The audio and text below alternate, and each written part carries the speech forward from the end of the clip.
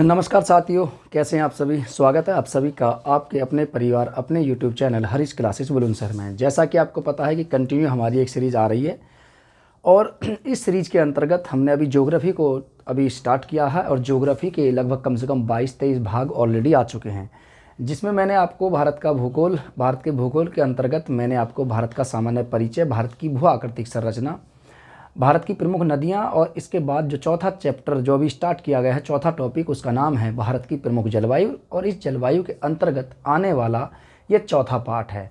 लगभग कम से कम 1.5-2 घंटे की क्लासेस वहाँ ऑलरेडी हो चुकी है जलवायु से संबंधित। आप उन क्लासों को वहाँ पर जा कर के देखिए, जिससे कि आपकी जो जलवायु से संबंधित जो भी समस्या आती हैं या जो भी टॉपिक आपको क्लियर नहीं हो पाता है, आप जलवायु संबंधित वहाँ पे कर लीजिए। चलिए, आज हम जो बात करने वाले हैं, देखिए मैंने यहाँ पहले ही ये मैप बना दिया है। तो यह इसको बोलते हैं दक्षिण अमेरिका, इसको बोलते हैं ऑस्ट्रेलिया।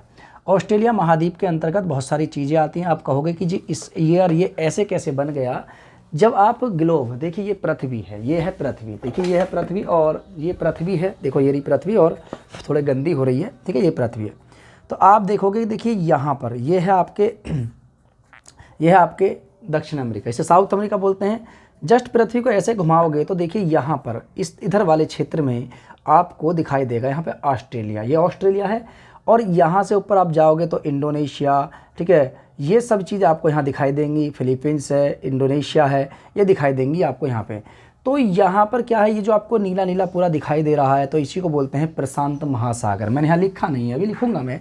इसी को बोलते हैं प्रशांत महासागर। और पृथ्वी जब राउंड राउंड चक्कर लगाती है तो यहाँ पर देखिए साउथ अमेरिका, और ये वाला एक देश है, इसका नाम है पेरू। ये पेरू एक देश है, तो पेरू, ये चिली है।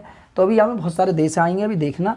तो ये है आपके, तो यहाँ से आप देखोगे इस तरीके से, तो ये क्या है आपके पृथ्वी, और पृथ्वी में ये क्या है आपके साउथ अफ्रीका। और आप इधर जाओगे तो सर यहाँ पे ऑस्ट्रेलिया दिखाई देता है। तो जब हम इसको ग्लोब को ऐसे कर देते हैं, यानी जो मैप हमारा है, मैप जो आप देखते हो, मैप जो क्योंकि पूरा ओपन कर दिया जाता है, खोल कर दिया जाता है मैप को, तो वहाँ पर आपको दिखाई देता है कि ऑस्ट्रेलिया के इधर वाले साइड में आपको अफ्रीका महाद्वीप दिखाई देगा, और इधर जा कर के कहीं ना कहीं आपको ये दक्षिणी अमेरिका महाद्वीप दिखाई देगा। लेकिन हमारा कौन सा, यहाँ पर हम इसके अकॉर्डिंग चलेंगे, तो इसलिए मैंने यहाँ पे इधर लिखा है और यहाँ पे ये लिखा है।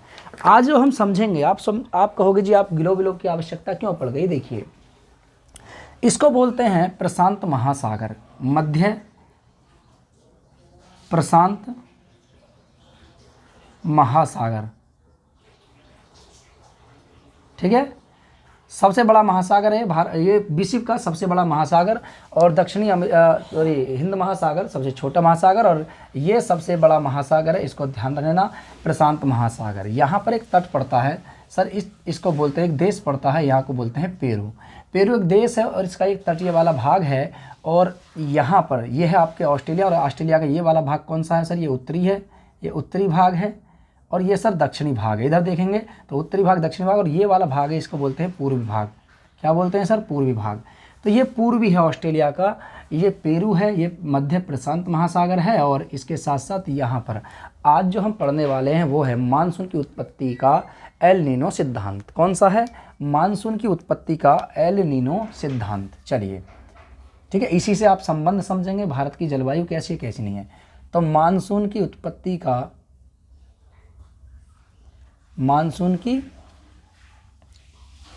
का एल नीनो सिद्धांत, ठीक है। एल नीनो, या ऐसा लिख लो, चाहे ऐसा लिख लो, आपकी मर्जी है, ऐसे लिख लो, एल नीनो सिद्धांत। और आज महाशिवरात्रि है, आपको सभी को पता है, ठीक है। एल नीनो सिद्धांत। तो मानसून की उत्पत्ति का एल नीनो सिद्धांत क्या होता है और इसका भारत की जलवायु पर क्या प्रभाव पड़ता है वो मैं बता चुका हूं, लेकिन आज हम इसको अच्छी तरीके से समझेंगे मैप के माध्यम से। चलिए, देखिए, 3 से 8 वर्षों के अंतराल पर महासागरों तथा वायुमंडल की दशाओं में परिवर्तन होता है। ठीक है, कितने वर्षों में, तो 3 से 8 वर्षों के अंतराल पर, 3 से 8 वर्षों के अंतराल पर महासागरीय धाराएं, ठीक है, कौन सी, महासागरीय धाराएं,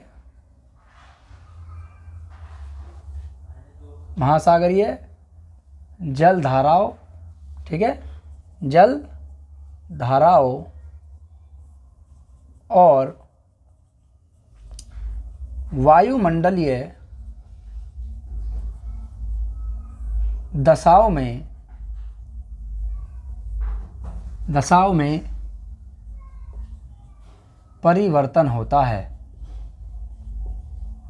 परिवर्तन होता है, ठीक है। इसमें कम से कम 3 से 8 वर्ष लग जाते हैं इसमें, जिसके कारण यहाँ पर जो समुद्र की महासागरीय जलधाराएं होती है, देखिए सबसे पहले जानिए कि समुद्र की महासागरीय जलधाराएं कितने प्रकार की होती है। तो 2 प्रकार की होती हैं, और इनमें से एक होती है गर्म जलधारा और एक होती है ठंडी जलधारा। तो इन्हीं में से ही बाद में इनका विभाजन भी कर दिया जाता है कि ठंडी जलधारा कौन कौन सी होती हैं, कि कहाँ कहाँ पाई जाती हैं, और ठंडी जलधारा और इसके साथ साथ गर्म जलधाराएं कहाँ पाई जाती हैं, ठीक है, सबको बताएंगे। अभी पहले फ़िलहाल तो ये देखते हैं एल नीनो प्रभाव।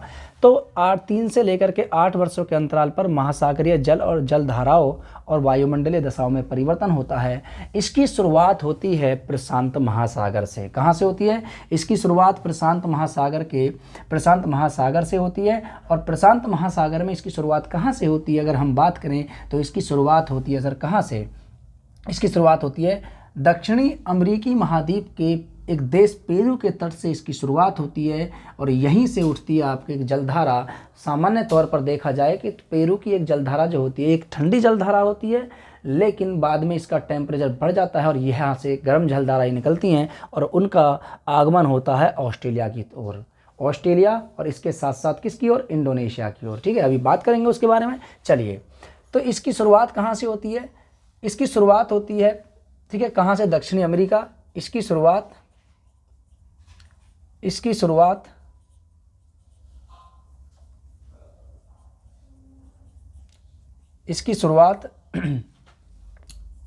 प्रशांत महासागर में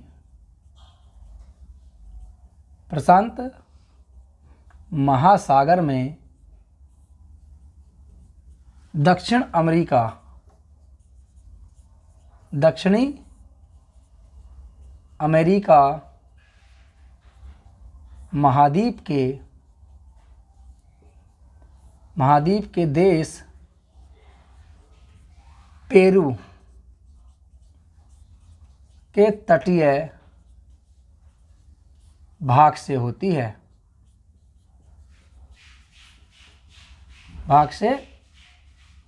याद रखना, ठीक है। तटीय भाग से होती है। देखिए ये रहा पेरू, और ये इसका तटीय भाग है पेरू का, ये तटीय भाग है, आप देख सकते हैं पेरू का तटीय भाग है, और यहीं से एक जलधारा उठती है। और ये आपको पता है कि यहाँ से देखिए एक रेखा निकल के जा रही है, उसका नाम है, अभी बताऊंगा क्या नाम है इसका। इसको आप जानते हैं भूमध्य रेखा। कौन सी? भूमध्य रेखा। ये भूमध्य रेखा है, ठीक है, भूमध्य रेखा, ठीक है, भूमध्य रेखा है ये वाली भूमध्य रेखा है।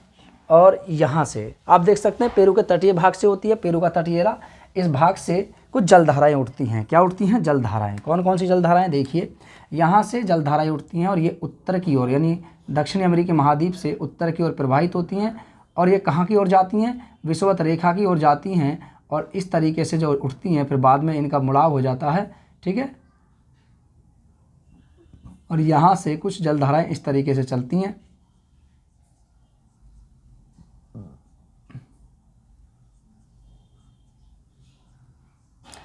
प्रारंभ में तो ये ठंडी जलधारा होती हैं, सामान्यतः ठंडी जलधारा होती हैं, लेकिन बाद में गर्म जलधाराएं हो जाती हैं ये।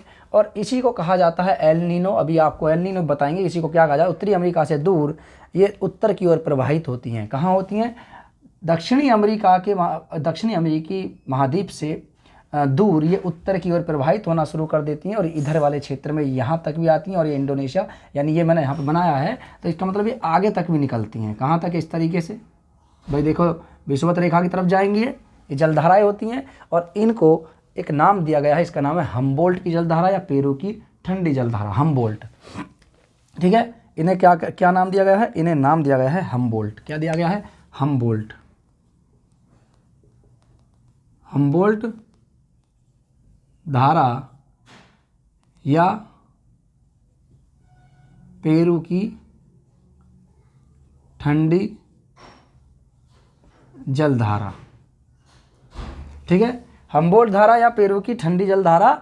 और इनकी विशेषता क्या होती है? इनकी विशेषता ये होती है, इनकी विशेषता देखिए, इनकी विशेषता क्या होती है? विशेषता लिख देता हूँ यहाँ पर, विशेषता। इनकी विशेषता होती है कि ये जो है, ये जो जलधारा है, शीतल जल का गहराई के साथ ऊपर सतह पर आना। किसका? विशेषता इनकी ये होती है कि शीतल जल, शीतल मतलब ठंडा जल, शीतल जल का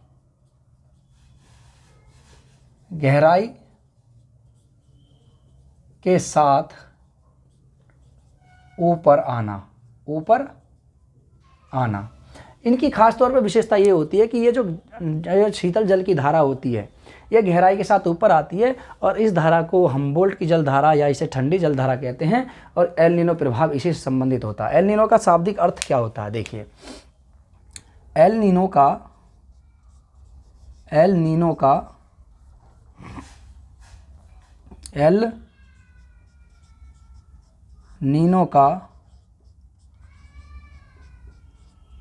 शाब्दिक अर्थ, एल नीनो का शाब्दिक अर्थ क्या होता है? देखिए, मध्य प्रशांत महासागर में, ठीक है, मध्य प्रशांत महासागर में 25 दिसंबर को, मैं लिख देता हूँ पहले, उसको पहले लिख देता हूँ। शाब्दिक अर्थ होता है इसका यीशु मसीह यानी यीशु मसीह का, द चाइल्ड ऑफ यीशु मसीह, इसका अर्थ होता है, एल नीनो का शाब्दिक अर्थ होता है यीशु मसीह। अब इसको यीशु मसीह नाम क्यों दिया गया है, क्यों कहा जाता है एल नीनो को यीशु मसीह? देखिए हुआ क्या है कि आप जानते हैं, यीशु मसीह यानी ईसा मसीह का जन्म 25 दिसंबर को माना जाता है। किसको? 25 दिसंबर को ईसा मसीह का जन्म माना जाता है। किसका? यीशु का जन्म माना जाता है, ठीक है, भगवान के बच्चे। 25 दिसंबर को ईसा मसीह का जन्म माना जाता है, क्योंकि यह जलधारा प्रशांत महासागर में 25 दिसंबर को ही प्रारंभ होती हैं। 25 दिसंबर को ये जो एल नीनो है, एल नीनो 25 दिसंबर को प्रशांत महासागर में, किसमें? प्रशांत महासागर में उत्पन्न होती हैं, प्रतिवर्ष उत्पन्न होती हैं। इसीलिए इनको यीशु मसीह यानी यीशु या द चाइल्ड ऑफ, इसका ईसा मसीह का पुत्र, द चाइल्ड ऑफ यीशु, तो ईसा मसीह का पुत्र इन्हें कहा जाता है एल नीनो को, क्योंकि 25 दिसंबर को ही इनकी शुरुआत हुई थी। और ये माना जाता है कि 25 दिसंबर को ही प्रतिवर्ष एल नीनो प्रशांत महासागर में उत्पन्न होता है। इसलिए एल नीनो का शाब्दिक अर्थ ईसा मसीह होता है, यीशु मसीह होता है। और याद रखना, देखिए ये क्वेश्चन पैट 2023 के एग्जाम में ये क्वेश्चन पूछा गया था एल नीनो से संबंधित, तो इसको ध्यान रखना। चलिए, यह दिसंबर महीने में पेरू के तट पर, यानी एल नीनो क्या है? एल नीनो जो है, एल नीनो, जब हम एल नीनो के बारे में पढ़ रहे हैं, एल नीनो यह दिसंबर महीने में पेरू के तट से उत्पन्न होने वाली, यानी पेरू के तट के निकट प्रवाहित होने वाली एक कैसी जलधाराएं होती हैं? ये वाली एक गर्म जलधाराएं होती हैं। तो यह दिसंबर के महीने में पेरू के तट से प्रवाहित होने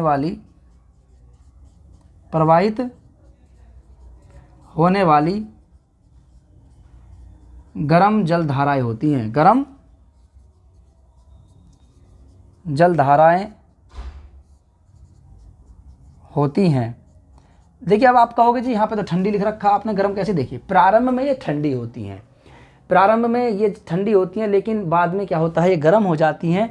लेकिन अब इनको बाद में फिर पेरू की गर्म जलधाराओं के नाम से जाना जाता है। तट से उत्पन्न होने वाली जलधाराएं होती हैं। जब ये पेरू की जलधाराएं उत्पन्न होती है तो इसी के कारण वहीं प्रशांत महासागर में, कहाँ? प्रशांत महासागर में, वहीं प्रशांत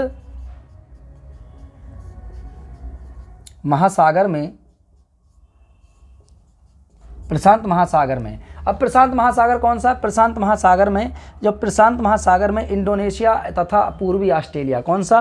प्रशांत महासागर में, यहाँ ब्रैकेट में लिखिए इंडोनेशिया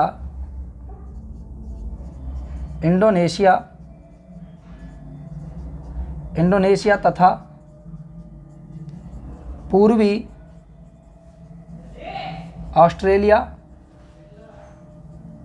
पूर्वी ऑस्ट्रेलिया, एक मिनट ज़रा आवाज़ ज़्यादा आ रही है, मैं ज़रा इसको बंद कर देता हूँ थोड़ा सा।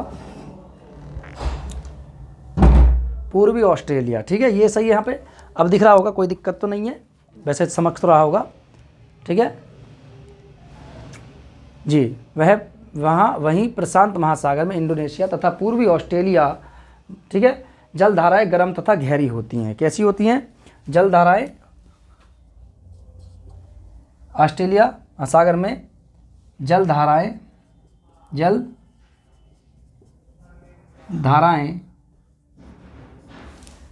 ठीक है, कैसी होती हैं? गर्म तथा गहरी होती हैं,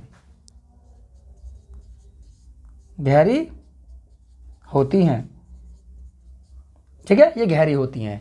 यहाँ से ये जलधाराएं निकलती हैं और ये पेरू के तट से उत्पन्न होती हैं। और पेरू के तट से जब ये उत्पन्न होती है, देखिए थोड़ा सा ये ऊपर है, ठीक है, याद रखना, थोड़ा सा ऊपर है, मैंने थोड़ा वैसे बना दिया। तो जब ये जलधाराएं उत्पन्न होती हैं तो यहाँ पर ये कैसी होती हैं सर? मध्य प्रशांत महासागर में जलधाराएं उठती हैं पेरू के तट से। ये प्रारंभ में तो ठंडी होती है, लेकिन धीरे धीरे ये गर्म हो जाती हैं और गर्म होकर के विषुवत रेखा की ओर चलती हैं और यहाँ से मड़ाव करती हैं। और ये पश्चिमी प्रशांत महासागर, ये वाला हिस्सा कौन सा है? पश्चिमी प्रशांत महासागर, और ये वाला हिस्सा है पूर्वी प्रशांत महासागर। लेकिन ऑस्ट्रेलिया की बात करें तो उत्तर पूर्वी क्षेत्र, तो पूर्वी ऑस्ट्रेलिया कहेंगे हम इसे, क्योंकि ऑस्ट्रेलिया के पूर्वी वाले भाग में जाती हैं। उत्तरी में हलक हटा था वहाँ से, तो पूर्वी वाले भाग में, ऑस्ट्रेलिया के पूर्वी भाग में, और इंडोनेशिया के किसमें, कौन से भाग में? इंडोनेशिया के भी पूर्वी भाग में प्रवाहित होती हैं। तो याद रखना, इंडोनेशिया तथा पूर्वी ऑस्ट्रेलिया, यहाँ पर पूर्वी ऑस्ट्रेलिया और इंडोनेशिया यहाँ पर पड़ेगा। इंडोनेशिया तथा पूर्वी ऑस्ट्रेलिया की जो जलधाराएं होती हैं प्रशांत महासागर में, ये धाराएं गर्म तथा गहरी होती हैं। कैसी होती हैं? गर्म तथा गहरी होती हैं। एल नीनो जो होता है, एल नीनो के प्रभाव के कारण स्थिति थोड़ी विपरीत हो जाती है। प्रारंभ में तो ये जलधाराएं गर्म होती हैं, लेकिन एल नीनो के प्रभाव में जब ये एल नीनो उत्पन्न होता है, यहाँ हो गया ना, तो मैं आगे लिख देता हूँ यहाँ पे, जब एल नीनो उत्पन्न होता है, ठीक है, तो एल नीनो की स्थिति विपरीत हो जाती है। एल नीनो की स्थिति में ठीक है, एल नीनो की स्थिति में परिस्थिति विपरीत हो जाती है। यानी कहने का मतलब ये है कि जो पहले से उत्पन्न ये चीज़ें हैं यहाँ पर, जैसे कि ये गर्म जलधाराएं होती हैं, लेकिन होता क्या कि जब एल नीनो होता है तो एल नीनो के प्रभाव के कारण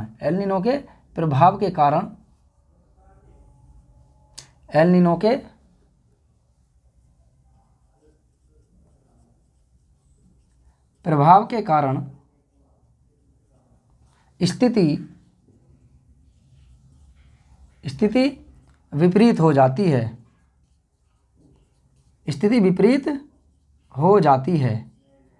और जब स्थिति विपरीत हो जाती है तो इसका कारण क्या होता है? प्रभाव क्या पड़ता है इसका?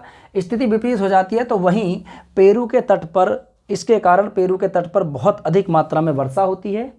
और ये जो ऑस्ट्रेलिया का भाग है ये वाला, और इंडोनेशिया का जो भाग है ये वाला भाग जो होता है, ये कहीं ना कहीं वर्षा से वंचित रह जाता है।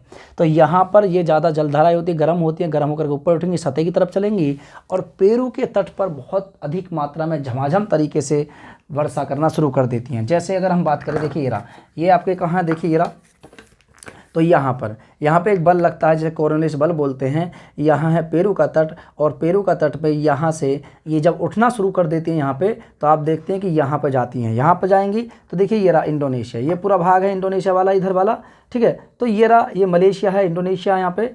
तो इस वाले क्षेत्र में देखिए, आप देखेंगे यहाँ पे, तो इस वाले क्षेत्र में, ये वाला यहाँ क्षेत्र में, जब यहाँ से ये रेखा इधर की ओर चलेंगी, क्योंकि ये बल इनको इधर की ओर मोड़ देगा, तो ये पूरा प्रशांत महासागर का ये कौन सा भाग है? ये मध्य वाला भाग है। प्रशांत महासागर का ये मध्य वाला भाग है। तो कहीं ना कहीं आप देखेंगे कि यहाँ से जब ये इधर को आएगा, तो यहाँ पर आप देखेंगे कि जब ये इधर से आएगा, ठीक है, इधर से आएगा, तो ये वाले भाग जो हैं, जो मैंने यहाँ पे लिखा है ये वाला, कि वहीं प्रशांत महासागर के पश्चिमी वाला भाग, जो ये वाला भाग, इस भाग में इंडोनेशिया तथा पूर्वी ऑस्ट्रेलिया, ये इंडोनेशिया, पूर्वी ऑस्ट्रेलिया जो जलधाराएं गर्म तथा गहरी होती हैं। लेकिन जब एल नीनो का प्रभाव होता है, एल नीनो की स्थिति हो जाती है, तो यह एल नीनो का प्रभाव होता है तो ये स्थिति विपरीत हो जाती है। और विपरीत स्थिति होने के कारण वहीं पेरू के तट तथा पश्चिमी प्रशांत महासागर, इसे पूर्वी ऑस्ट्रेलिया तथा इंडोनेशिया में जलधाराएं ठंडी हो जाती हैं। कैसी हो जाती हैं? जलधाराएं ठंडी हो जाती हैं। तो पेरू के तट पर जलधाराएं गर्म हो जाती हैं, लेकिन अगर हम पूर्वी ऑस्ट्रेलिया और इंडोनेशिया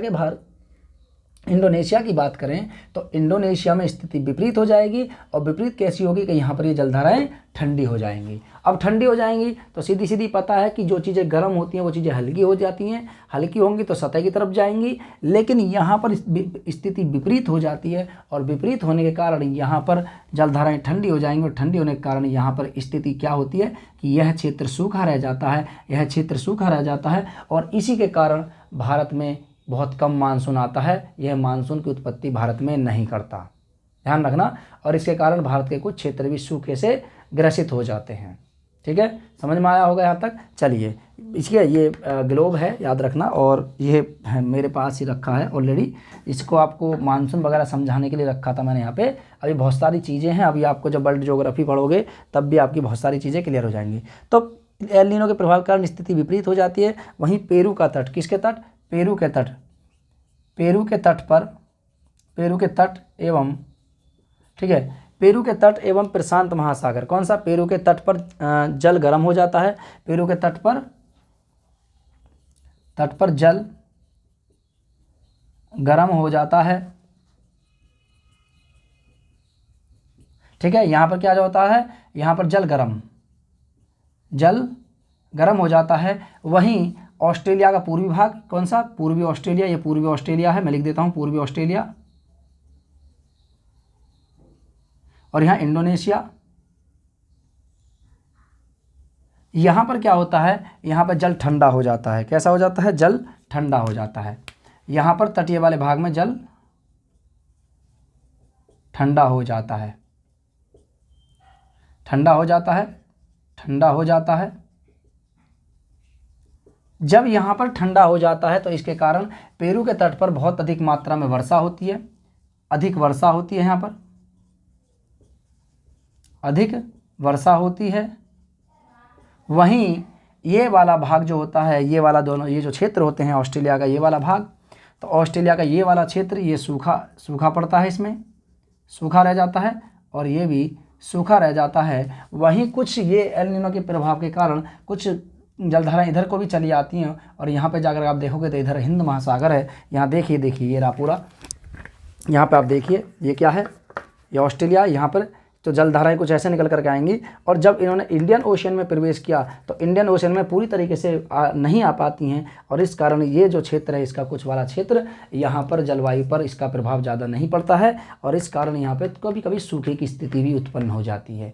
अब आप कहोगे जी भाई चलिए यहाँ पर मान सकते हैं एल नीनो के कारण प्रभाव नहीं पड़ता, तो किसके कारण यहाँ वर्षा होती है? देखिए, यहाँ पर भारत में जो मानसूनी वर्षा होती है वो ला नीना के कारण होती है। अब ला नीना क्या है? ला नीना ये किसी की एक बहन होती है। कैसे? यहाँ तक ये जो जलधाराएं हैं यहाँ तक आई, जब ये यहाँ तक आ गई जलधाराएं, ठीक है, जब जलधाराएं यहाँ तक ये आ चुकी हैं तो यहाँ तक आने के कारण इन जलधाराओं को जब यहाँ तक आ जाती हैं ये जलधाराएं, तो यहाँ से स्थिति फिर विपरीत हो जाती है। विपरीत क्या होती है? यहाँ से ये जलधाराएं वापस लौटना शुरू कर देती हैं। जब ये जलधाराएं वापस लौटना शुरू कर देती हैं तो इसी वापस लौटने के कारण होता क्या है कि यहाँ पर यानी भारत में मानसून का आगमन ज़्यादा होता है। तो एल नीनो का विपरीत क्रम क्या कहलाता है? यह एक एल नीनो का विपरीत रूप होता है। यह एक अति ठंडी जलधारा होती है जिसे हम क्या कहते हैं? ला नीना कहते हैं। तो यहाँ तक आपने अभी तक ये समझा होगा। अभी इसको आप नोट कीजिए, उसके बाद फिर हम आगे बात करते हैं। इसको नोट कर लीजिए, ठीक है। एल नीनो के कारण क्या होता है? वैसे ध्यान रखना कि जब एल नीनो आता है, नोट करके लिख लीजिए यहाँ पे कि जब एल नीनो आता है, नोट करके लिखना है कि जब, नोट करके कि जब एल नीनो आता है तब भारत में मानसून कमज़ोर होता है, कमज़ोर होता है। यानी एल नीनो की स्थिति के कारण भारत में मानसून बहुत कमज़ोर स्थिति में आता है। ठीक है, यहाँ तक हो गया, इसको नोट कीजिए। या फिर चाहे तो आप इसकी स्क्रीनशॉट ले लीजिए, ठीक है। चलिए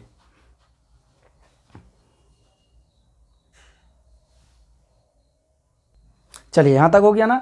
चलिए आगे चलें, देखिए आगे नेक्स्ट बात करते हैं आगे।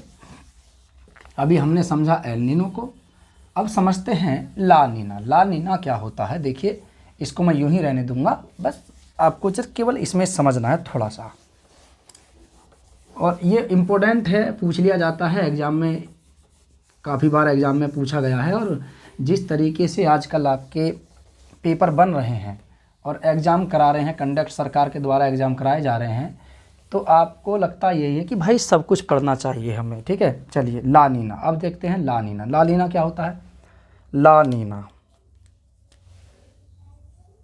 ला नीना, ला नीना, ठीक है। ला नीना, ला नीना होता क्या है, यह एल नीनो का एक विपरीत रूप होता है, ठीक है। क्या होता है, यह एल नीनो का एक विपरीत रूप होता है, विपरीत रूप होता है। अब विपरीत रूप कैसे होता है, देखिए एल नीनो यहाँ तक आता है पूरा, इंडोनेशिया और पूर्वी ऑस्ट्रेलिया के तट तक ये आता है एल नीनो, लेकिन इसके बाद ये वापस जाना शुरू कर देता है। ये इस तरीके से वापस जाना शुरू कर देती है, ये जलधाराएं होती हैं वापस जाना शुरू कर देती हैं, और ये जो वापस जाती हुई जलधारा होती हैं इन्हीं को ला नीना कहा जाता है। ये एक, मैंने कहा था ये एक विपरीत होता है, विपरीत रूप होता है। यह एक अति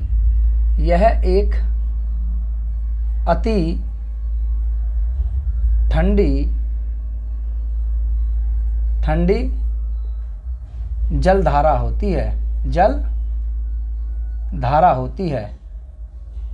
यह एक अति ठंडी जलधारा होती है, इसको ध्यान रख लेना, क्योंकि ये बहुत अधिक मात्रा में ठंडी होती है और एल नीनो का ही एक विपरीत रूप होता है।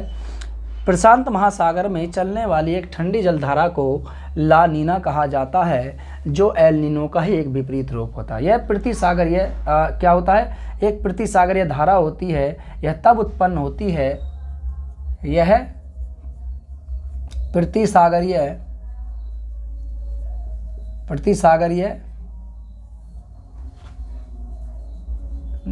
जलधारा होती है।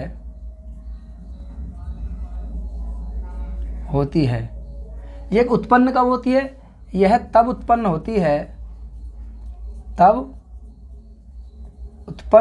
है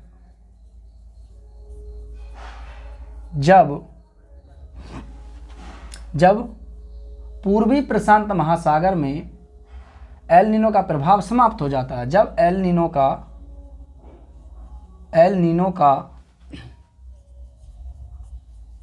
प्रभाव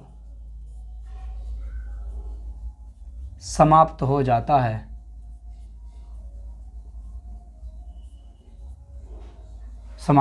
है, ठीक है। मतलब ये जो प्रभाव है इसका, ये मैंने कहा प्रतिसागरीय मतलब यहाँ से पहले एल नीनो आई, इसको एल नीनो कहते हैं, और ये जो होता है सर इसको बोलते हैं ला नीना। क्या बोलते हैं, ला नीना। यहाँ से यहाँ तक ये सागरीय जलधाराएं आईं, यहाँ से वापस भी लौटेंगी, और जब वापस लौटेंगी तो कंडीशन कुछ और ही होती है। होती क्या है कि यहाँ पर इसके वापस लौटते समय विषुवत रेखा के पास पश्चिमी प्रशांत महासागर का तापमान धीरे धीरे बढ़ने लगता है, ठीक है। तो ला नीना समाप्त, सूखे की स्थिति, और इसके कारण जो ये वाला क्षेत्र था, ये जो क्षेत्र था जिसके सूखे की स्थिति बनी हुई थी, तो एल नीनो के कारण उत्पन्न सूखे की स्थिति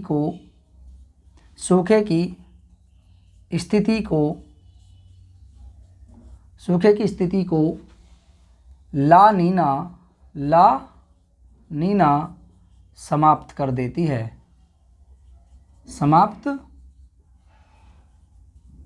है, अब ये कैसे करती है, देखिए जब ये वापस लौटती है तो उसी समय ला नीना के प्रभाव से पश्चिमी प्रशांत महासागर के जल का तापमान बढ़ जाता है, ठीक है। तो ला नीना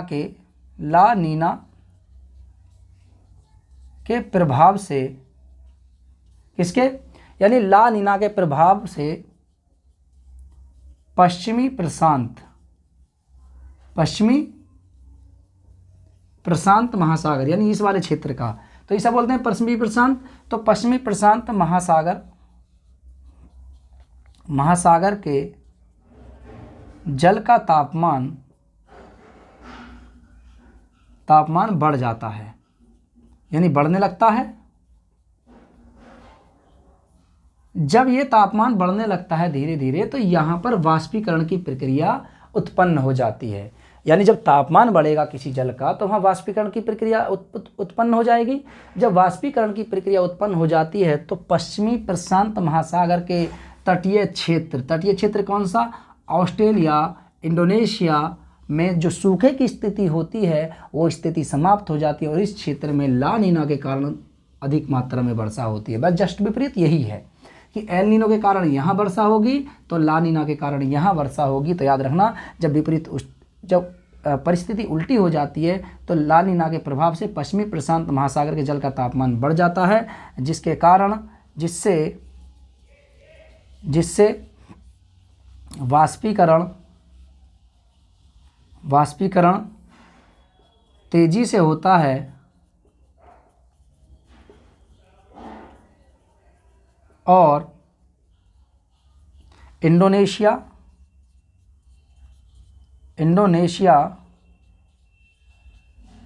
तथा पूर्वी ऑस्ट्रेलिया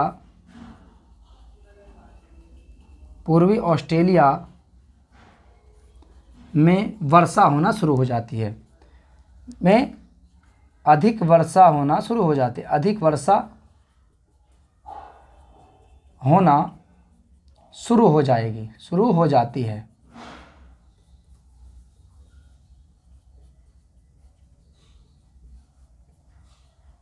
ठीक है, शुरू हो जाती है। तो यहाँ पर ये वर्षा होना शुरू हो जाती है, किसके कारण? ला नीना के कारण। और जब यहाँ पे वर्षा होना शुरू हो जाती है, तो मैंने आपसे पहले बताया था कि जब एल नीनो आता है तो भारत में मानसून कमज़ोर होता है, मानसून नहीं आता। जब यहाँ मानसून नहीं आता तो क्योंकि कुछ शाखा इधर भी निकल करके आती हैं, तो हम लिख सकते हैं कि ला नीना के कारण भारत में मानसून का आगमन होता है। किसका होता है? ला नीना के कारण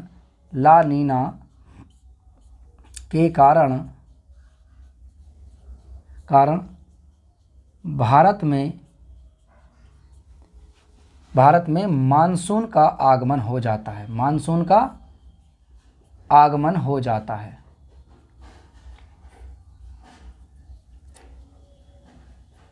क्या हो जाता है? मानसून का आगमन हो जाता है। तो भारत में भी ग्रीष्मकालीन वर्षा, ठीक है, मानसून का आगमन हो जाता है और भारत में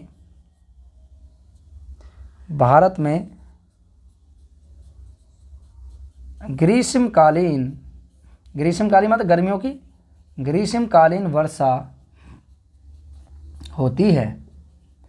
और आपने देखा होगा 1998 की घटना है, 1998 की घटना है।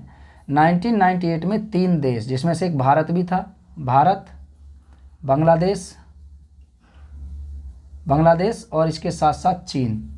1998 में भारत, बांग्लादेश, चीन में ला नीना के कारण बहुत बड़े स्तर पर बाढ़ आई थी और इस बाढ़ ने बहुत बड़े स्तर पर तबाही मचाई थी।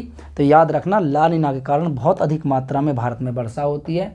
अगर आपसे पूछा जाए कि मानसून भारत में किस कंडीशन से आता है, तो मानसून जो आता है वो ला नीना के कारण भारत में ग्रीष्मकालीन मौसम में वर्षा करता है, बहुत बड़े स्तर पर वर्षा होती है।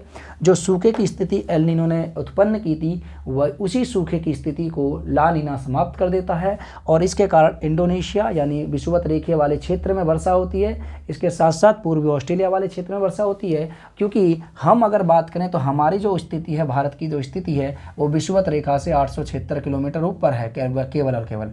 और जब ये आता है तो कोनिक्स बल लगता है और इसको इस तरह की ओर मोड़ देता है मानसून को।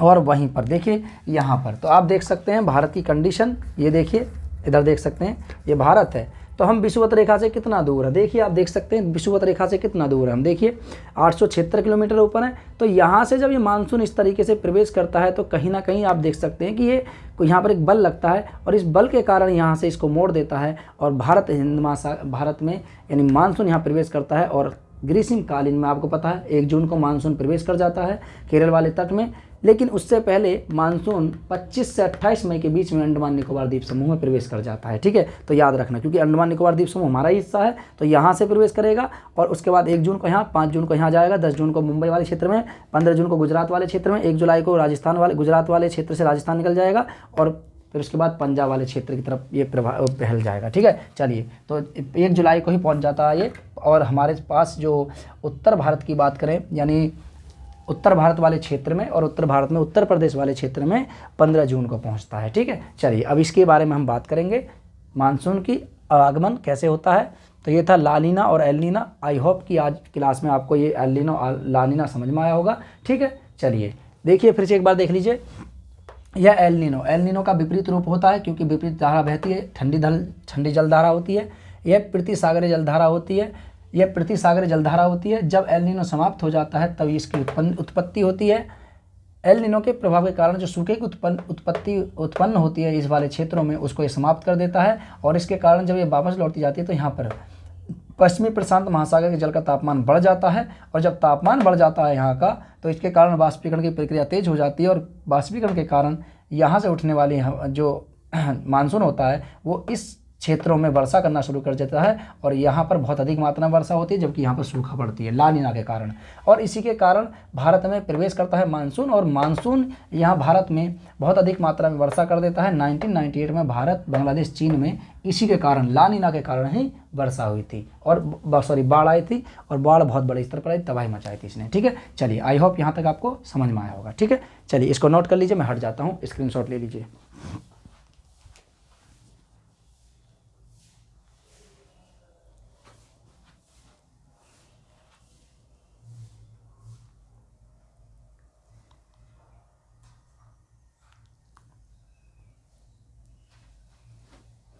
चलिए यहाँ तक हो गया आपके। अब देखते हैं आपके भारत में मानसून का आगमन कैसे होता है। ठीक है भाई, क्लासेस रेगुलर चल रही हैं और आप लोग भी रेगुलर क्लासेस को देखते रहिए। अगर यही क्लासेस कोई कॉमेडी वाली होती, या फिर मैं मान लीजिए मैं कोई कॉमेडी करता, तो आप लोग बहुत अच्छी तरीके से लाइक भी करते, वीडियो को शेयर भी करते, चैनल को सब्सक्राइब भी करते और अधिक से अधिक मात्रा में ये कहते देखो एक कार्टून और आया है, देखिए कितनी अच्छी कॉमेडी कर रहा है, आप इसको देखिए, हंसाने का काम करता है। तो वहाँ पर आप मुझे लाइक भी करते, शेयर भी करते, चैनल को सब्सक्राइब भी करते, लेकिन एजुकेशन वाले चैनलों को कोई ज़्यादातर लाइक नहीं करता है। आप लाइक कीजिए, चैनल को सब्सक्राइब कीजिए, अगर हमारी क्लास अच्छी लग रही है तो ही आप करना, अगर नहीं भी कर रहे हो तो कोई बात नहीं, आप बस केवल वीडियो को देखिए।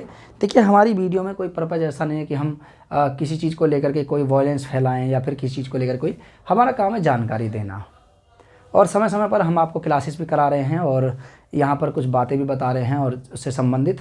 तो हमारा सिर्फ मेन मकसद ये है कि आप लोग कामयाब हों, जल्दी जल्दी कामयाब हों, क्योंकि देखिए हर किसी व्यक्ति का एक सपना होता है कि मेरे पास सरकारी नौकरी हो। तो जल्दी ही सरकारी नौकरी के लिए आप इधर से उधर वहाँ पे जाते हैं, बहुत सारा समय लगता है, टाइम वेस्ट होता है, जाने आने में भी हर चीज़ के समय वेस्ट होता है। तो हमारे यहाँ पर फ्री क्लासेस चल रही हैं, आप कर सकते हैं फ्री क्लासेस, और बेसिक से लेकर के बिल्कुल एडवांस लेवल तक का हम पढ़ा रहे हैं। आप पढ़िए, एक एक चीज़ें नोट कीजिए, अगर नहीं आ रहा है आपकी समझ में तो कमेंट में आप लिख दीजिए कि यहाँ से यहाँ तक मेरी समझ में नहीं आया है।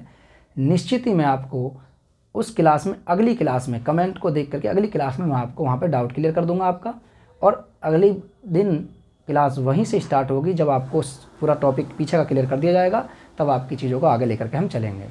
तो क्लास देखे कीजिए, और क्लास में देखिए मैंने पहले भी कहा था कि 1-2 मिनट में कभी क्लास समझ में नहीं आती है, क्योंकि पढ़ाई है, और पढ़ाई मैंने कहा था कि 7 दिन लग जाते हैं पढ़ाई की आदत को अपनाने में। ठीक है, चलिए शुरू करें अब। तो भारत में मानसून का आगमन, ठीक है, भारत में मानसून का आगमन। चलिए, भारत में मानसून का आगमन, ठीक है। भारत में मानसून के आगमन की बात करें तो मैं इधर मैप बना देता हूं।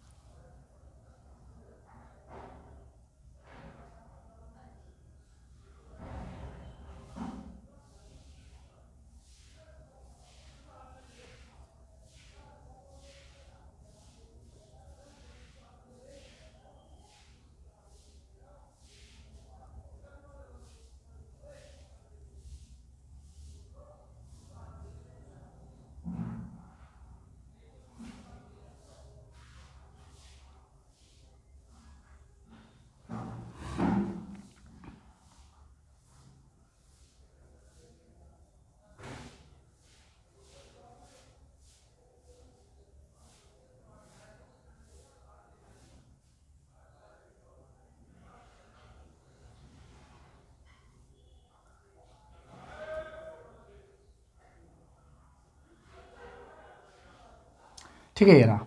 तो भारत में मानसून का आगमन कैसे होता है? देखिए, भारत में मानसून की उत्पत्ति का संबंध उष्ण पूर्वी जेट पवनों के कारण होता है, जेट स्ट्रीम के कारण होता है। तो भारत में मानसून की उत्पत्ति या भारत में मानसून का आगमन, भारत में मानसून की उत्पत्ति का संबंध,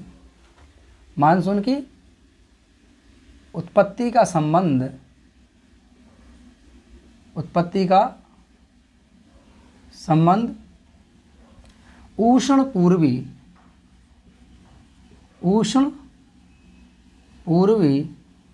जेट स्ट्रीम मैंने बताया था, जेट स्ट्रीम के कारण होता है। और आप कहोगे जी अभी तो आपने लीनो बताया था, लालीना बताया था। देखिए, जेट स्ट्रीम से भी मानसून की उत्पत्ति का कारण होता है, याद रखना, भारत में मानसून। तो इसीलिए मैंने आपसे जो चीज़ें बताई थी। यह भारत में सर्वप्रथम कहाँ आता है? देखिए, यह भारत में, मैंने अभी आपसे बताया था, यह भारत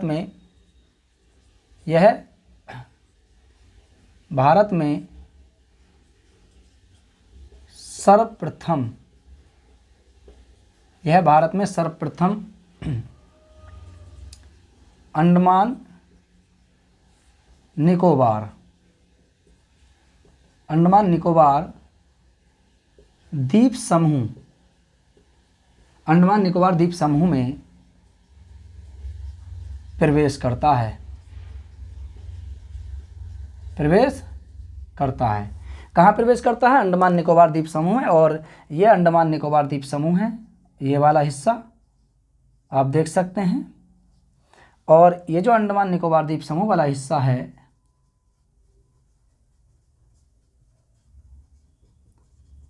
यहाँ पर मानसून आता है 25 से 28 मई के बीच में। 25 मई से 28 मई को प्रवेश करता है मानसून। तो मानसून की प्रवेश की स्थिति 25 से 28 मई, और यहाँ पे मानसून प्रवेश करता है। लेकिन हम यहाँ की बात करें तो मानसून ऐसे निकलता है, यह आता है सर 1 जून। यहाँ पे पहले इसको समझिए, 1 जून। ये कौन सा है? यहाँ पर है सर तिरुवनंतपुरम। क्या है ये? तिरुवनंतपुरम मैं लिखूंगा। यहाँ पे क्या है सर? यहाँ पे पड़ता है आपके चेन्नई। कौन पड़ता है? चेन्नई। यहाँ पे चेन्नई पड़ता है, यहाँ पर चेन्नई है और चेन्नई, ठीक है। यहाँ पर पड़ता है सर बेंगलुरु। क्या पड़ता है? बेंगलुरु, कर्नाटक है, और बेंगलुरु यहाँ पड़ता है, बेंगलुरु, ठीक है, याद रखना। ठीक है, अभी बताएंगे। उसके बाद 5 जून को इस तरीके से मानसून जाता है। 5 जून,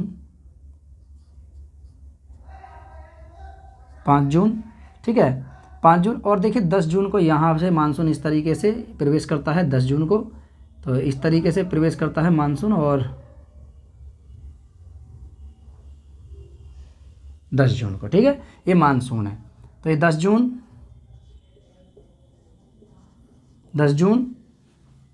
ठीक है, ये 5 जून, ये 1 जून, ठीक है, ये 10 जून, ये 10 जून है, ठीक है। इसके बाद जो मानसून यहाँ से आता है, यहाँ से इस तरीके से, ये है आपके सर 15 जून,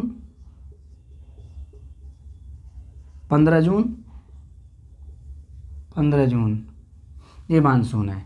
इसके अलावा यहाँ से, यहीं से एक मानसून और उठता है, यहाँ से इस वाले क्षेत्र से ये ऐसे जाता है, और ये सर 1 जुलाई, 1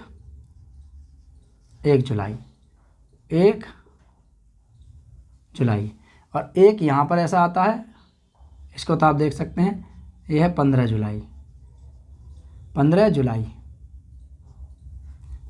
ठीक है, ये मानसून है।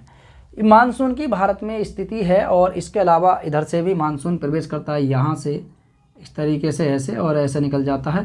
तो ये भी 1 जून को ही आता है, बंगाल की खाड़ी से 1 जून। और यहाँ से भी एक मानसून उठता है, ये 5 जून को जाता है, 5 जून, ठीक है, क्या है? 5 जून। तो यहाँ पर पड़ता है सर कोलकाता, यहाँ पर है पटना, यहाँ पे कोलकाता, पटना, और यहाँ पे सर यहाँ पे भुवनेश्वर है, ठीक है, यहाँ पे भुवनेश्वर है, क्योंकि ओडिशा की राजधानी भुवनेश्वर। और यहाँ पे सर मुंबई है, यहाँ पे पुणे है, ठीक है, यहाँ पे अहमदाबाद है, यहाँ पे इंदौर है, यहाँ पे लखनऊ है, ठीक है, याद रखना। चलिए देखिए यहाँ पे कौन सा है सर, तिरुवनंतपुरम। कौन सा है, तिरुवनंतपुरम। मैं लिख देता हूँ यहाँ पे तिरुवनंतपुरम, ठीक है। 1 सेकंड बस नहीं रहिए आप सभी लोग, ठीक है। चलिए तो ये थोड़ा लाइट कट गई है, इसका देख लेना। चलिए तो यहाँ पर मानसून प्रवेश करता है। देखिए यहाँ पे इस तरीके से देख सकते हैं आपको, देखिए मानसून कहाँ कहाँ गुजरता है। तो ये है सर तिरुवनंतपुरम, तिरुवनंतपुरम, ये तिरुवनंतपुरम। ये आपका, ये है आपके बेंगलोर, ये चेन्नई है, चेन्नई, ठीक है। चेन्नई के बाद सर यहाँ पे है पुणे, पुणे, ये है मुंबई। मैं लिख देता हूँ यहाँ पे, ये पुणे है, ये मुंबई है,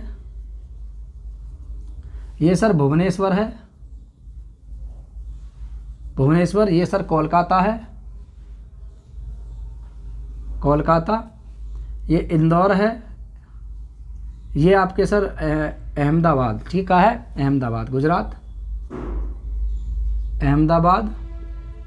और ये है आपके, ये पटना, और ये आपके लखनऊ। तो यहाँ पर देखिए मानसून की हम बात करें तो देखिए भारत में मानसून 1 जून को केरल के तिरुवनंतपुरम से चेन्नई की ओर निकलता है। तो 1 जून से 5 जून, 1 जून से 5 जून मानसून आता है केरल में, केरल के तिरुवनंतपुरम,